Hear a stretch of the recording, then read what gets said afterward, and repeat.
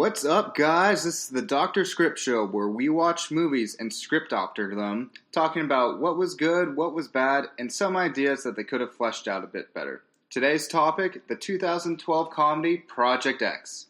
And I'm joined by my co-host, Samuel Penless. Oh, hello there. Thanks for having me, Taylor. No problem. Thanks for being here. So, just to give a little more background to what Project X is, it was a comedy based around a found footage concept where these high schoolers come together and throw a party when one of their parents are out of town. And the party gets very out of hand very fast. It's produced by Todd Phillips, who's known for the Hangover movies and for writing and directing them. Sam, what did you think of Project X? I had never seen it before we watched it, and I had a low opinion of what I thought it would be, and I liked it better than I thought in certain moments. Taylor, what did you think about it? I liked it a lot. Well, not a lot. I should say I enjoyed it a lot better than I thought I was going to. I went in with super low expectations. This was a film I had seen before back when it came out, originally in theaters. And I specifically remember this film because I actually got ID'd before going into this film. And my one friend, Christian, was not 17. And I think it was a theater worker that refused him entrance. So he'd already bought the ticket? I can't remember. I actually think he did buy the ticket. They didn't. He bought the ticket and then didn't get in. Did he ask for like a refund? Like what? I'm sure he did. We're going to talk about this on our spin-off podcast, Crimes Against the Youth. What kind of stuff did you like about Project X? I guess that it's a party film, and they definitely enjoyed the party aspects of it all. It's a ride type of movie, like a movie that you're there for the experience of like feeling like you're going to a party. Sort of like how Gravity is like an experience on going to space, sort of. Good, both very similar films. Yeah. In their experience. No, I'm sure Alfonso Cuarón is very happy that his film's being compared to Project X. Honestly, I wish I saw Project X in IMAX. Like that would have been the real experience. Oh God, if you saw it in 3D, make it feel like you were actually. Going to the 4D theater, the Shrek ride. God, and you really get the smell and the everything of the party. Like, oh, what did it feel like when that guy really puked on that other guy? Spy Kids 5, all the puke in the world. I liked it for what it was. It felt like kind of if John Hughes was like 22 again and decided to like really go like make like a hardcore like I'm gonna party kind of movie. Like it still had like the friendship and like all the stuff that you would hope to have as a teen movie, but it didn't go all the way there with everything. It had the gist of most of the things I like from a teen comedy. It had definitely a lot of problems with it that could have been fixed a lot, and we'll get into that later, definitely. One thing that you noticed when we were watching this, and something that's a fun little comparison to this film also, for all you fans that watch American Vandal, the high school scenes actually take place in the same high school as American Vandal. I noticed it was. You can't really tell at first, but then there's like a scene where the kid. The movie's like about this kid Thomas who is having like a birthday party, and then his friend Costa like makes things go out of control, and Costa puts up like on the screen that is at the school. It's like, hey, it's Thomas's birthday. Everyone show up to this address, and that's kind of like where I found it because like it's that same moment where like Jimmy Tatro and American Vandal like high fives like a small girl, and like she asks him to sign his yearbook, and I won't give too many details about that. You got to go see American Vandal. But I think it is sort of fun because American Vandal, I feel like definitely encapsulated more of what current high school feels like, and I can't really ding this film for feeling like current high school because it did take place in 2012. But when did the first 21 Jump Street open up? 21 Jump Street, I think, was 2012 as well. Yeah, because I think 22 Jump Street or 21 Jump Street was 2012, and then 22 came out 2 years later. Okay. Just another, because I feel like 21 definitely encapsulated more of what high school felt like in today's times, where this one definitely sort of does feel more like an 80s film in high school. Like, there's still the bad bully that's thrown in there briefly. Yeah, definitely, there was stuff, I mean, there's stuff that dates the movie, like with the technology, but also, like, kind of a few of the tropes do date it back. Like, it's dated in its technology 6 years ago, but it's dated in its like tropes and plot lines like 30 years ago almost. Let's talk about the technology a bit, because that actually also is very fun if you compare it to American Vandal. The cell phones, they are all flip phones basically. Yeah, well, they're like the flip phones or like those sliders where you have the keyboard that attaches to it, and like you would type out your message as if you're like trying to be. It's like the BlackBerry for teenagers, basically, kind of thing.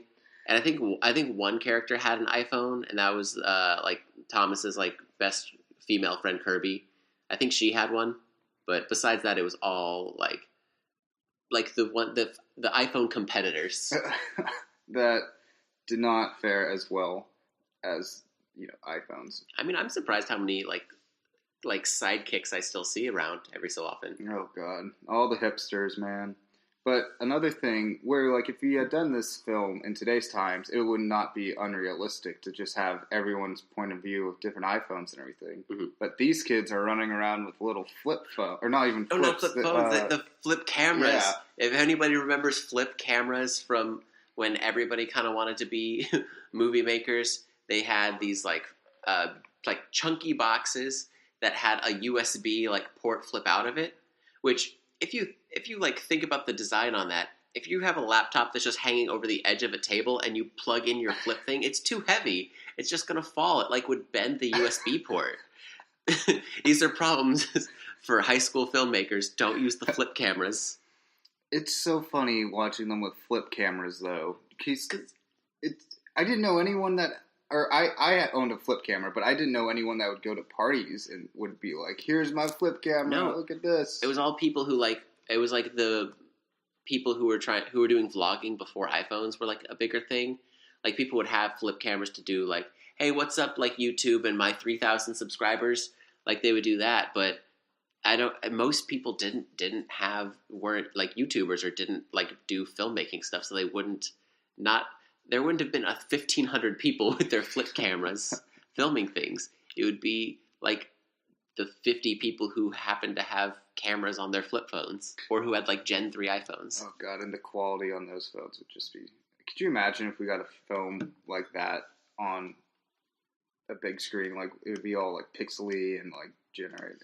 Yeah, I mean, there've been a few iPhone movies in theaters, but like none of them before 2015. No, I'm talking like Sidekick. Oh, like Sidekick phones? Oh, Yeah. yes, those would be interesting. Someone pull out their Razor and try and record them, and try and film The Revenant on a Razor phone. Oh my God, Jesus. Well, do we want to go into more things that don't? Well, maybe not things that don't hold up. There was a surprise cameo in this movie. Yes. For all you... let's hype it up a bit. Well, so if anybody's familiar with college baseball, there was this big star of college baseball. He went to USC around like the early 2000s. I believe his name, for those who don't remember, was Miles Teller. This young baseball star named Miles Teller, who did some part-time acting back in the day, shows up for a part where he plays Miles Teller. He literally plays himself. And the thing is, it's so funny because the kids are excited to see him, but not because he's an actor, because he's a big shot at USC and playing baseball. Yeah, because they see him at a grocery store, and they're like, "Hey, is that Miles Teller? Dude, is that like the whatever position he played at USC? Yeah, that's him." They're like, "Hey, Miles," as if like he's kind of gonna recognize them. Because then Miles is like super cool, like, "Oh wait, yeah, you're throwing that party, I'm crashing it, and I'm gonna bring you booze." And it's like, "Oh, Miles, you're in college. Why are you?" Well, and he could almost have that persona like at the time because he was just a small time kind of guy. Like he was just a baseball player with a couple like small film credits to his name because he was like, I don't know what his major was, but I'm assuming he was like doubling up on doing movies on the side and like short films as well as being a baseball player. And it's really weird knowing him literally only 6 years later. He's been in like Whiplash. He's been Mr. Fantastic. Yeah, and now it's just bizarre seeing him in this. And this is one of his first features, I think, too, right? Like, I think this is like either one of his first or second like feature films he had any part in, and he was playing himself as a baseball star. Which, I mean, I've heard rumors that Miles Teller just does this around at different colleges. Just goes around showing up, being like, "Hey guys, can I bring you some free booze? All right, have a good high school time." And so now just to talk about a few of the things that like definitely didn't age that well back at JB. Oof. And we got some Costa in there too. I mean, there's a few things that I noticed while we were watching, and I think the most prevalent thing is just the treatment of women throughout. Is that they keep undressing a lot, and no one really talks about the fact that that's kind of a weird and creepy thing to do. Yeah, I didn't realize that till we were watching the end, and Jimmy Kimmel was talking about like, I haven't seen that many underage girls since R. Kelly's party or something. Another joke that doesn't hold up well. Yeah, but I was like, oh, yeah, that just made this weird, because there are a lot of like naked girls throughout the movie, and I'm like, oh, those could be like... They're all supposed to be like in high school. Yeah, and granted, like, not everyone at that party is in high school, but still, like, you're running that's like weird. It's a weird thing to imagine the idea of these being like, even though they're played by like 18-year-olds, they're still representing the underage demographic. It's a really weird, creepy thing to do. And yeah, there's a way to get around that, either to clothe them more or for someone to address the fact in the movie, hey, don't you think this is kind of like weird and abusive to what we're doing to these girls? And they could like maybe, again, have a conversation about it instead of glossing it over. That's the big thing. There's some specific moments. First with Costa, when he shows up to the drug dealer's house, he just kind of drops the N-word just out of nowhere for no real reason. Like, he's kind of shouting to this guy like across the street, "Yo, what's up, my N-word?" And you know, again, the way around that is for him to, if he's, you know, this tiny white kid saying this, is to address it and say, "Hey, Costa, that's a real, you know, messed up thing to do," in a joke. Right. The joke that they instead say is Thomas looking at him, laughing, shaking his head, is, "Man, you are literally the word for mentally challenged." That's their joke. And that's the other thing that doesn't hold up well, is the multiple instances of people and Costa referring to JB very specifically as someone who is mentally challenged, or at the very end, there's a title card that says JB got out of any charges against him because his parents said that he was a special needs child, and although he got to finish high school, he had to ride the short bus for the rest of his high school career. And that's not even a joke, that's just a statement. Yeah. So to try and say that JB's a short bus kid throughout, even though nothing has proved, like, he's a weird kid. Yeah, he's just quirky. He's not like mentally challenged. Like, there's actually like a funny joke in it where he like it's like 3 hours before the party, and JB's on like an elliptical machine or like a treadmill, and Costa comes up and he's like, "Hey, what are you doing?" He's like, "Oh, I'm just trying to shed a few pounds before the party." Like, that's funny. Like, that's just him being silly and just trying to, because there's a lot of people that I know that work out like hours before parties to be like, "Oh, I'm gonna get that like that temporary six pack that they think that they get before parties," and that's just quirky. That's not short bus material. That's just And they do it a few times, and they drop the N-word, they drop the R-word.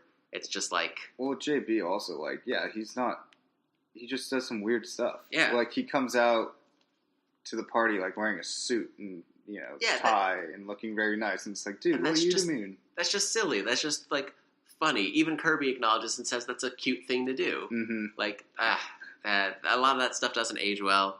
And it's only been 6 years. It's only been 6 years since it came out, and those are about it. It's just whenever they drop words or drop references to those things, it takes you out of it from the time period, because there's nothing wrong. Like, Westerns from the 40s, Native Americans are the bad guys, right. And that's clearly the wrong thing to do. It doesn't mean they're bad movies. They're still good movies. They just have problematic themes. It's just when those problematic themes take you out of the experience, right? Maybe you should think about not putting things that are even somewhat problematic in your film. Yeah, and this was 6 years ago. It's weird how it's a different time now. Yes, it's so weird how times change in less than a decade. Let's move on. Let's talk about some things that we like things we'd want to change or expand throughout this movie that could have made them better. A little script doctoring right now. Yeah. I guess, what did you feel about all the subplots, Rich? I think I would try and not necessarily expand the subplots, but kind of turn them into, better character arcs. Yeah. Because this is something I would change because I liked it. I liked the relationship that, all the kids had with each other and, the different ways they interacted. Even, the three, best friends in the movie, the three guys, Thomas, Costa, and JB, they all were, are mean to each other sometimes and do all that. They just, they're buddies. They know what they do, and I would have liked to see more of that. But the character of JB is a little problematic. I believe you agree with me on that regard. JB, I feel very bad for him because he doesn't do much in the film, and he's just a punching bag for really cheap jokes. He's just the fat kid. Yes. And they do a lot of those at JB's expense. And so what I think we agree on that maybe should happen is, instead of having JB the character, is combining him with Thomas's friend Kirby, and trying to instead of making the character a punching bag, it would allow Kirby to be more part of the group, because she's not even part of the group. At first, they're trying to be a little bit feminist with oh, she's one of the guys. She plays video games. That's the only part where we see her being with the guys. Yeah. Actually, that is the only scene where she beats Costa in video games. Yeah, and she's not a crucial aspect of the film. She's kind of a little bit of a prize for Thomas. Very true. Because they have crushes on each other, and it would almost be better if Costa would make fun of her. In the same way that he does to not in the same way that he does to JB, but the same friendship kind of way, but also allowing her to be more part of the main crew of people. And if she was more part of the group, that would almost give more incentive for Costa to be jealous or try and make the party even bigger because of how much Thomas likes Kirby more than everyone else. Right. I think a thing that really struggles with the character arcs definitely is, at the beginning of this film, they are very confident with each other, or just going up to all these random people, inviting them to parties, and getting the hot, attractive, popular kids. In a lot of the high school films, that is a big moment for them to go up and get the courage to talk to these people. And that's something that we don't really get from either three of these characters. Yeah, there doesn't seem like there's much of a struggle there, even though they say that they're the nerds and that they say they'd never talk to these people. They clearly are talking to these people and inviting them to parties. And a lot of it is Costa, the braggadocious boy who's trying to prove that he's from Queens and he knows how things works. So he's trying to make sure that everybody knows that he's cool. But if Kirby was more part of the group, then she could be the source of tension and be oh, don't worry, guys, I'll handle inviting these people, and doing the thing that most movies do and using her female wiles to get people to join the group. I just want to say, really good use of braggadocious. Yo, I love braggadocious. It's on my word a day calendar, and I think it is appropriate in that sense because that's Costa's character at its heart. They each have character traits, but they're not necessarily characters, which I think putting more emphasis on them as characters would have helped out. Yeah, Costa's basically just a very annoying version of Jonah Hill from Superbad. Yeah. And I think, you're right. Where if we have Kirby in these scenes a bit more, that helps it out. And if we make Kirby and Costa more like competitive with each other, where I think we need Kirby to be the one that's inviting all the popular kids and attractive girls to the party, and that makes Costa feel like he needs to now do even more to prove himself to Thomas. Yeah, because at some point in the movie, Thomas finds out that Costa put his address on Craigslist, like put an ad out on the radio, like did so many other things, and that's why there's thousands of people at his house coming to this party. And it would have been a lot better if Costa had, if he felt like he had to prove himself, and because he felt like his friendship with Thomas was being threatened by Kirby. That would have been a better thing to help out. I mean, well, it just gives him more reason to do this. He's seeing like, oh, I couldn't get the guts to really get these people invited over, but Kirby could, and now I need to make sure there's more people here because Kirby's already done the work that I was planning on doing. Exactly. Another thing, I think the neighbors could have been another part where we see that dynamic between Kirby and Costa, where Kirby and Costa are both originally asking the neighbors like if there's going to be a party, but Kirby shuts Costa down, saying like, "Hey, let the nice, pretty girl do it, and they'll be more fine with it." So then, when the neighbors do come again later in the movie, Costa's trying to use his man up to no, this is how it's going to do it, and just talk down to the neighbors and it's happening or else, and then it makes more sense. Because it would have made more sense because the neighbor that there's a neighbor that shows up a third of the way through the movie, when the party's starting to pump up. It's 11 at night, and he asks them very sternly, but in a good way, a way that you would expect, a man who's trying to help out his wife and his child. And he's like, "Listen, guys, we're going to shut this party down. I'm going to call the cops." And then they're like, "No, we want to keep the party going." And then Costa's just kind of rude to him for no real reason. It just makes him more of a dick. If Kirby was the one who tried to stop to talk to the neighbors in the first place, and Costa felt like he had to prove himself, that makes so much more sense. So that he would antagonize this neighbor who punches a 12-year-old boy. Oh God! So in that scene, Costa hired two 12-year-olds to be the security team for the party, which is a funny idea. Right.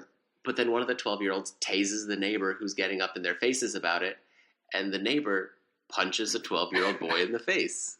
It's very, very hard to watch and very weird, and it would make you more on their side if there was more of a reason to feel like the neighbor should be more of an antagonist rather than a guy who is just trying to do the right thing.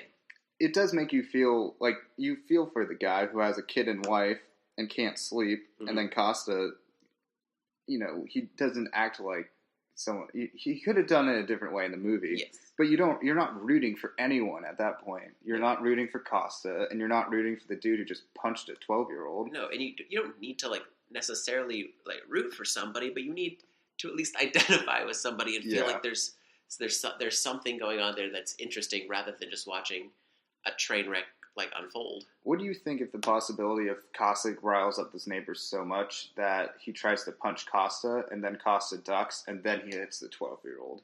And then Costa's like, if you try and shut the party down, we have film of you punching this kid. Maybe. I think that would be better if at some point Costa said, to the neighbor, he's like, "Listen, I'm an adult, I'm 18 or whatever." Because at some point he specifically tells the cops that show up, "Hey, listen, I'm 18, I know the law, I'm an adult." So if he said that to the neighbor instead or in addition to the cops, I think that would be a better reason to get the neighbor to feel like he could punch him, to be like, "Oh, you think you're a man?" And then he doesn't have to worry about assaulting a minor. Well, because then we're still rooting. We still don't like the neighbor who's now an antagonist. Mm-hmm.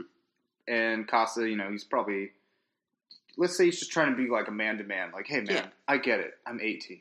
And he's just trying to be cocky. He's just trying to level with them.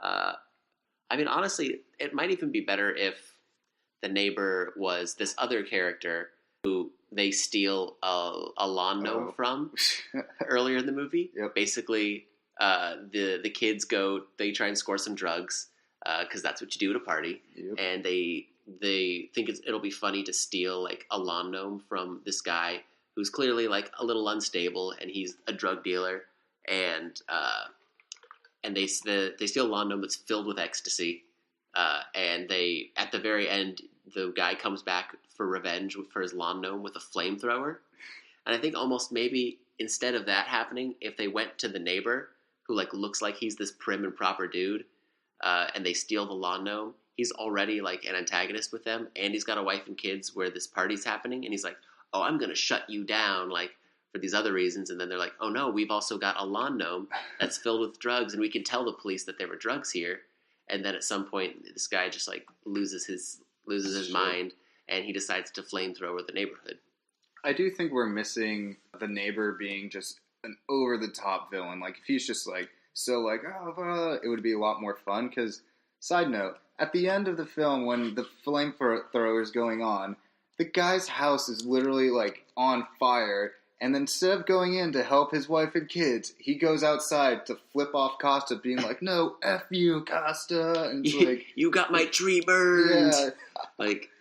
yeah, there's SWAT teams running around and cops shooting people. It's like, really? You really want to take the time out of your day, of your burning house, to flip off this 18-year-old? Like, congrats, man. And Jesus. I think we needed that a bit more in the film, of just a central antagonist. And he should have been that guy where you sort of fear having your ball go into his lawn, or something that he'll just like get a knife and pop it. Yeah, like that. I mean, that's kind of the main part of the movie that doesn't work, is that there's too many half measures in the movie. Right. Like, and if it's just a lot of it's just so half baked. Which, like, another one of my problems is that the party like escalates too soon, then it stalls, and then it gets crazy out of nowhere. Like, there's nobody at the party at like 9:00. And then suddenly there's like hundreds of people there like moments later, and they're having a good time.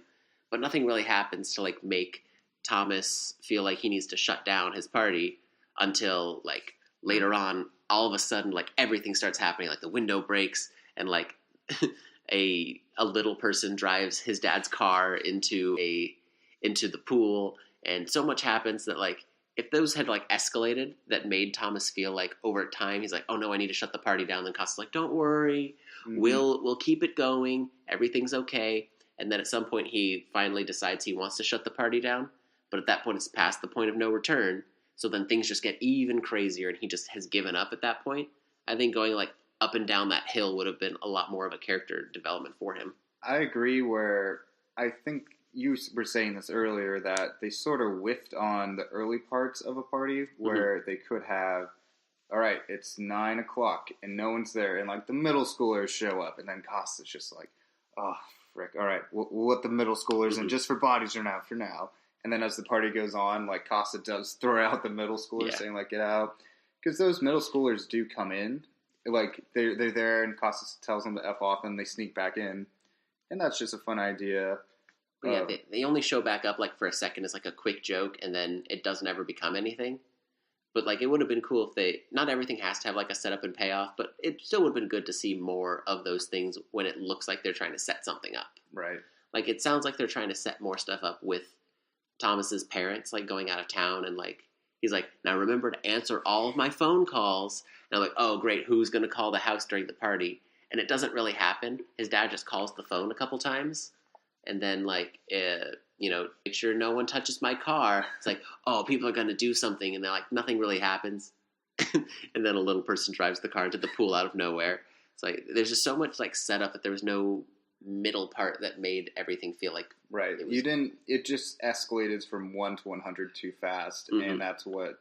You're right. It just immediately feels like that hardcore party. And there does need a bit more build-up.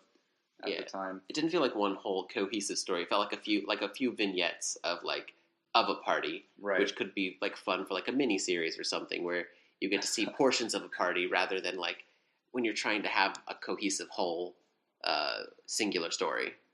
One thing I want to talk about with Thomas's character arc is how in the beginning his dad sort of just like shit talks him. Like the mom's really concerned, like there's going to be a big party, there's going to be a big thing, and then. He's like, honey, come on. Our son is a loser. Like, he doesn't hang out with any cool people. Like, my God, he's so lame. And at the end, after the party's already been thrown, and he's like, man, Thomas, I can't believe you did this, but like, so how many people were here? And it's like, oh my god, dude, your house is burnt down. It got But that's the thing that like they tried to ground it almost too much rather than like making it more over the top because like that's a weird reaction to have.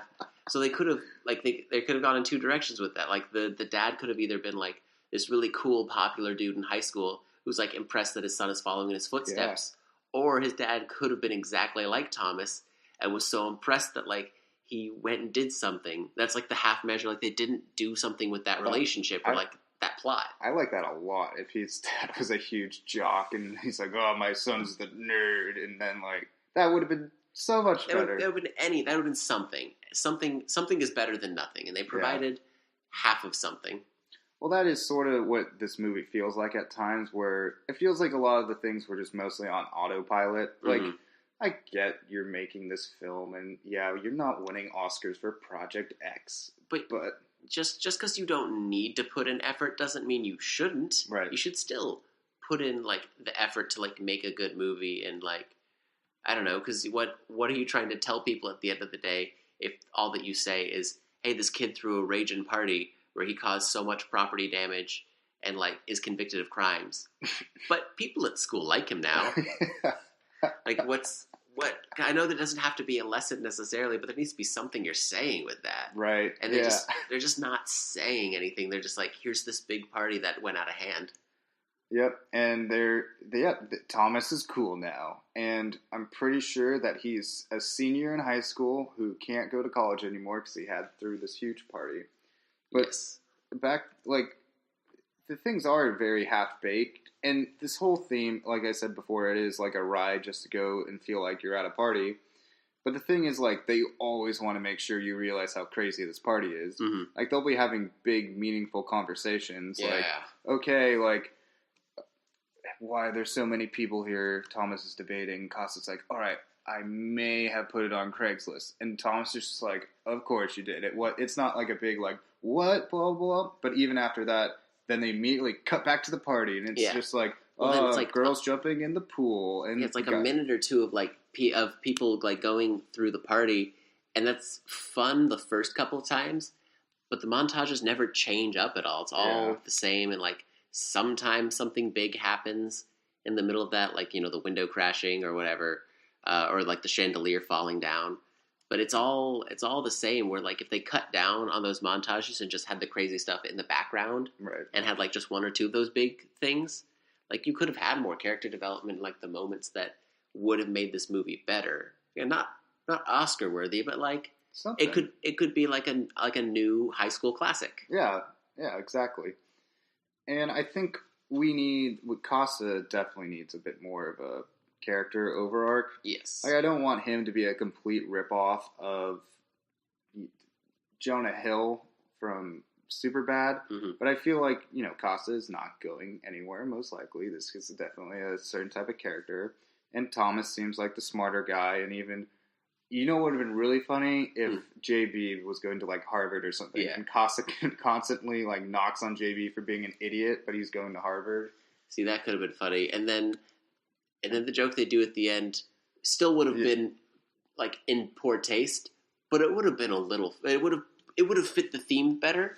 Right. The Costa stuff, though, like, you know, there's a way you can also make this sort of a happy ending, where... If Costa is just worried that he is so, like, he's about to lose his friends, he wants to go and have that one big party at his house still. And then, you know, Thomas college's tuition's out, maybe Jay Beeves is too, and Costa's just like, hey, we get to stay together now. Like, oh. Yeah, like, they're still mad at him, but, like, we're friends and that kind of thing. Like, that the bittersweet ending, like, would be kind of fun. Yeah, I think there's an idea there. And then they go to... And then community college. Yeah, they go to like Pasadena Community College, and then like they get what they want, and they still have the party, and then you know, JB can transfer to Harvard, or I guess Kirby in this situation because we're right in our version we're combining JB and Kirby.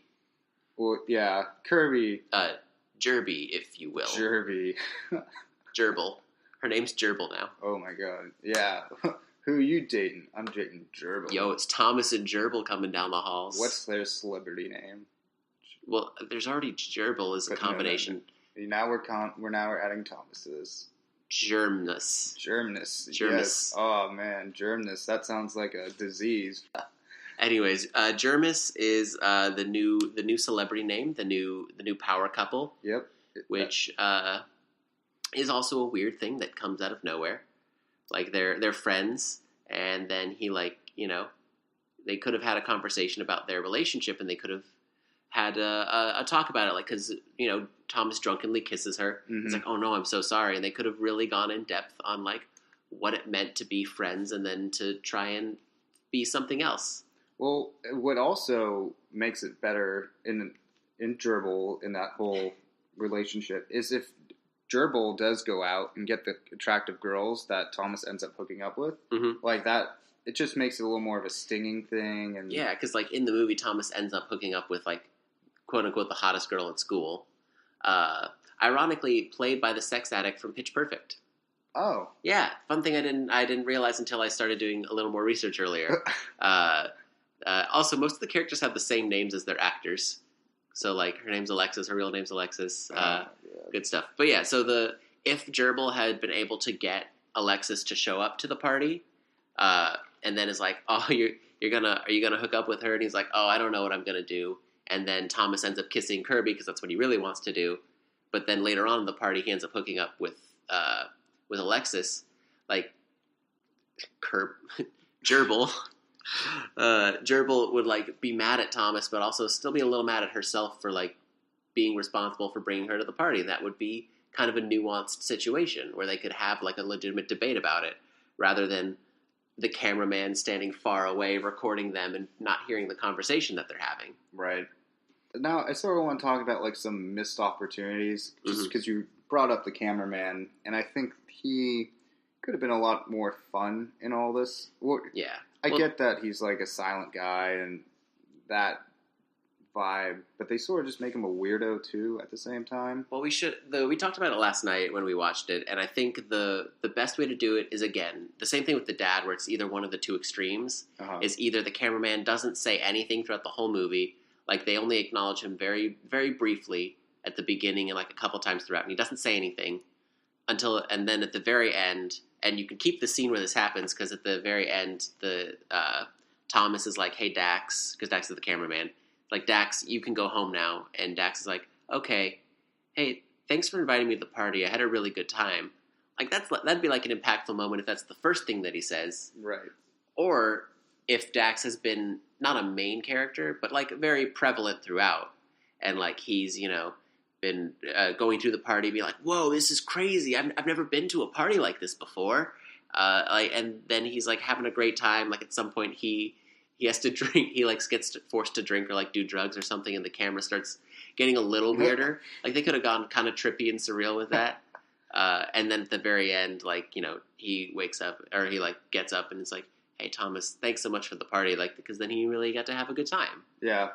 Whether we're in the film, like, I believe we watched like the extended edition where like the cameraman actually gets like sort of his own scene where he's under the table and talking, and then he talks briefly in the beginning too, where we see what he looks like.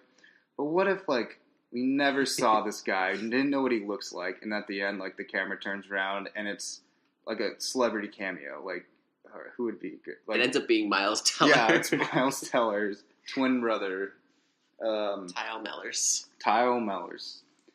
I mean, I think the cameraman could have done a bit more on this. Mm-hmm. Yeah, I mean, the biggest missed opportunities, I think, are the cameraman, the friendship, and making the girls more than just objects. Yes.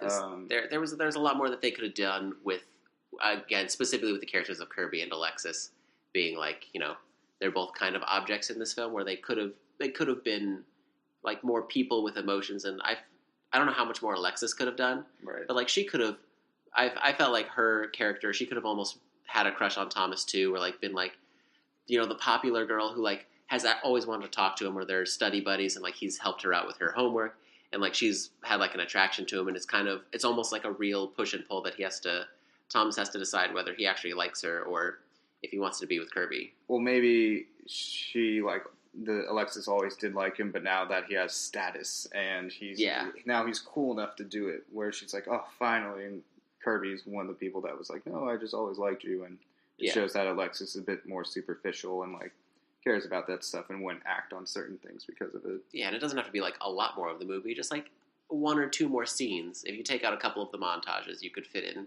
some more of that. If you took out all the montages, you would have like 20 more minutes of everything. Like, because plenty of stuff still also happens in the background of the movie. Yeah. That like you totally get the gist that this is an out of control party. Because there's one scene where like Thomas is on the phone with his dad, and like I saw the party was like getting out of control, and out the window you just see these like puffs of like fire appear. And that's really funny. That's like a really great moment, and that's how Thomas first realizes that the party is a little more than he expected. Right. And if they did more of that kind of stuff where like you can tell that things are getting worse without having to divert your attention, that would have been better. Yep, I agree. Something else I think would have been a little fun. I didn't look this up, but if I really want, I don't know when GoPros became a thing. But the little dog is, like, a fun character in the movie. We just, like, always see him doing crazy shit. I would love to see dog cam. Like, if they put a GoPro on the dog and we get his perspective of the whole night. That, like, I feel like that...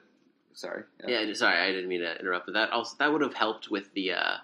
because at some point Thomas goes back in the house at the very end to save... Like, because the house is kind of on fire and, like, in trouble. But he goes back inside to save the dog. And, like, that's just kind of stupid to do. But like if you get to see the GoPro dog video, or like you get to see like Thomas liking his dog more, I feel like that would have helped out a lot more in the story. If my dog's listening, I just want him to know that Artie, I would go into a burning fire for you. This is for you, Artie. Yep. But no, you're right. It would have been cool to get the perspective of the party from like the dog POV. Yeah, I think it's definitely an interesting. Like the more camera angles we could have gotten, the better.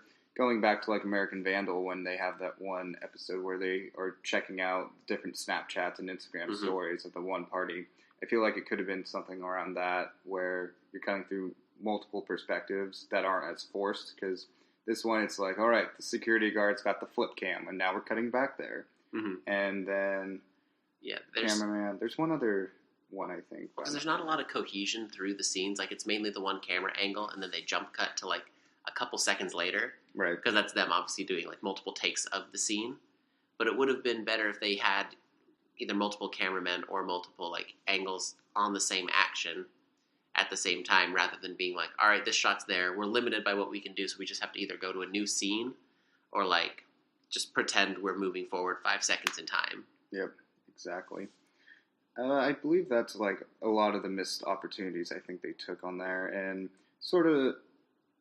So let's like recap on what our film would look like. So we start off with Jerby, Thomas, and Costa. They're all together, getting ready for the party.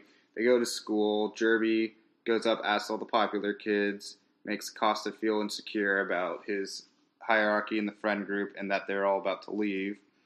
Also, Thomas's dad is the huge jock now, where he is like, oh, my kid can never do this because he's such a wimp. They go together, get to the neighbors. Jerby's doing all that. Party goes on. Neighbor comes out. Costa comes back, confrontates all the neighbor in a bad way, and the party just escalates a bit more, and we just get more character development throughout. Yeah. Basically, a lot of it's in the beginning helping Costa and Gerbil have more of stuff to do, and to make Costa less of a bad guy and more of just a guy who wants to help his friend. Right. And yeah, making sure that a few of the relationships are stronger at the beginning, and making the party build more than it does, rather than like nothing, a lot, way more. Right. I think that's a good way. And then the ending can pretty much be the same too. Like the party gets out of hand, but Thomas still enjoys it, and he's learned a little bit more of a lesson, I think, because of the things that have been set up. Right. What else do we have? Anything else on the movie? I think we're good on everything. I can't think of anything that that we haven't talked about. No, I think the gist of the movie is that it had the potential for greatness, and there are funny parts to it, but it falls short of being a classic because of its lack of character development and like half-baked plots and ideas. Yeah, like it takes the safest roads on everything, and there is a lack of emotion in it, and they more just trying to wow you with the party rather than the characters, or there's no themes of this unless you're saying like partying makes you cool and you shouldn't go to college because of it, and it's like, no, you go to college, that's where the real partying's at. Yeah, there could have been a good message about like, own up to your mistakes, and like even if it makes your life worse, you did something wrong, like live with it. Instead it's like, I'm proud of my mistakes. It's like, geez, man. Ooh-wee. It's a very high school lesson. But that's such is life, man. Such is life. All right. Well, thank you guys for listening. Please subscribe, and we'll come back with you guys some stuff later. Thanks again for listening. So long. Adios.